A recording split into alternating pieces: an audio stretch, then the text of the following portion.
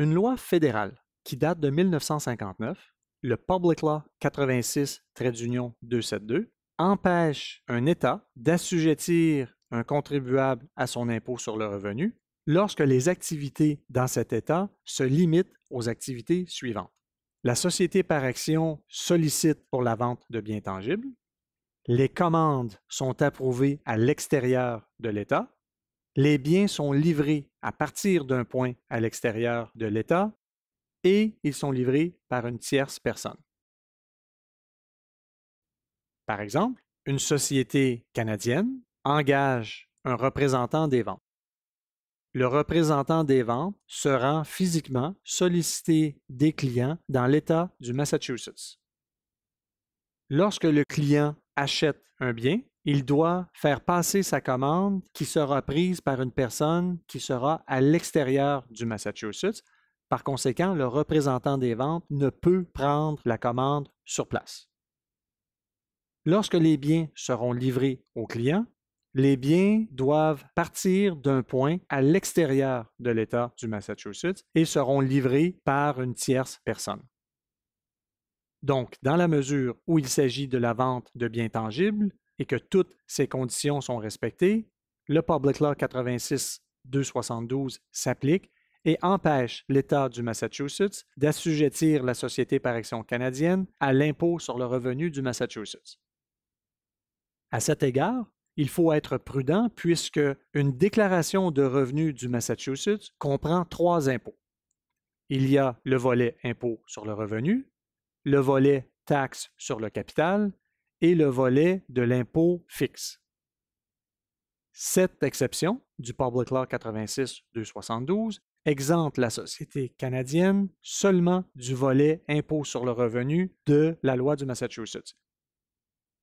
Une déclaration de revenus au Massachusetts doit donc être produite pour déterminer le montant des 2 autres impôts qui s'appliquent. La cause Wrigley est venue apporter des précisions à la définition du terme sollicitation. Les tribunaux ont déterminé que le mot sollicitation doit être interprété d'une façon plutôt restrictive.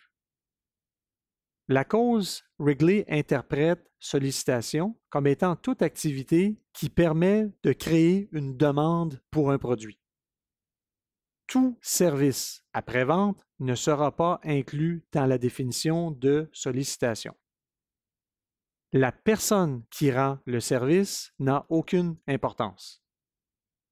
Qu'un service après-vente soit rendu par un représentant des ventes, ce service ne sera pas considéré comme étant de la sollicitation. À l'inverse, une personne qui effectue des réparations en général et qui rendra un service de sollicitation se verra toujours exempt à cause de l'exemption pour la sollicitation.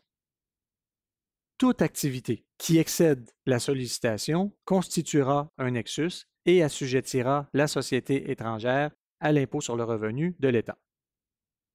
Cette exception du Public Law 86-272 découle de la Constitution américaine. L'État de la Californie, par exemple, considère que cette exception ne s'applique pas aux sociétés étrangères.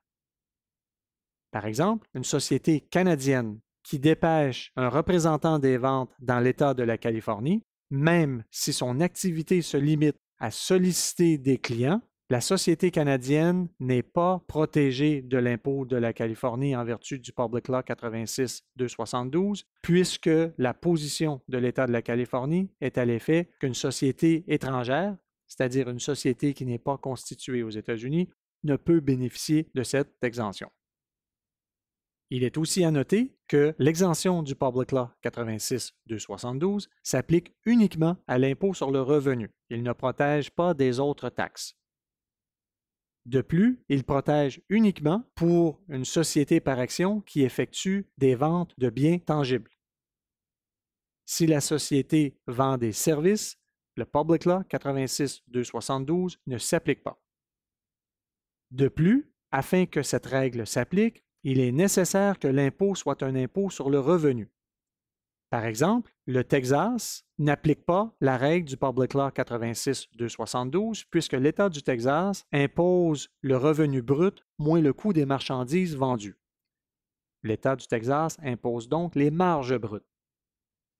Par conséquent, l'État du Texas est d'avis que le Public Law 86-272 ne s'applique pas pour qu'une société puisse s'exenter de l'impôt du Texas si elle ne fait que solliciter.